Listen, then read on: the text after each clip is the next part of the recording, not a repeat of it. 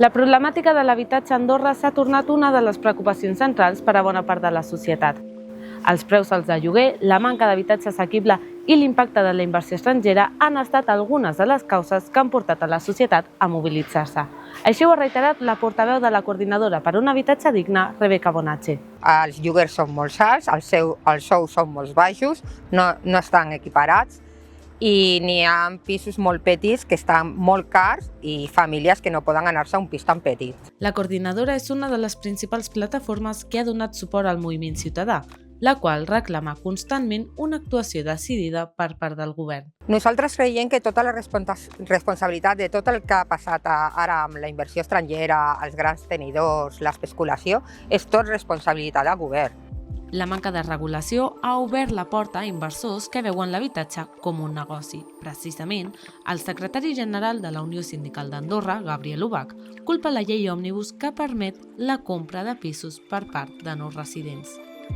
Amb la llei d'inversió estrangera, el que es va fer una crida és a tots aquests inversors foranys que vinguessin a Andorra a muntar les seves empreses i que pagant 600 euros de cada pis o propietat que poguessin comprar, amb això podien obtenir el permís de poder treballar i de poder tindre les seves empreses a Andorra. Això ha fet que molts de fora hagin vingut aquí a Andorra i hagin començat a comprar pisos un darrere l'altre.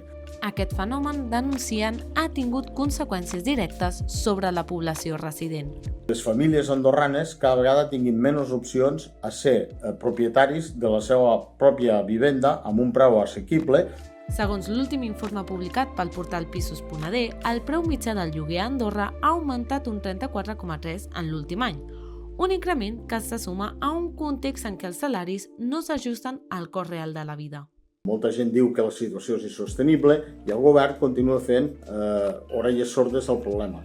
La persona normal, per poder tindre dret a aquests pisos, ha d'estar al llindar de la pobresa. No podem fer parxes.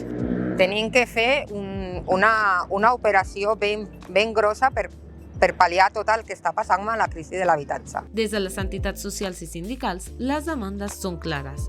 Regulació real dels lloguers, registre transparent de la propietat, fi dels desnonaments sense alternativa i mesures per combatre l'especulació.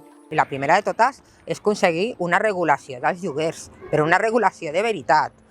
L'accés a l'habitatge és un dels problemes principals de la societat actual i, com indiquen els moviments ciutadans, la resposta ha de ser estructural i no simbòlica.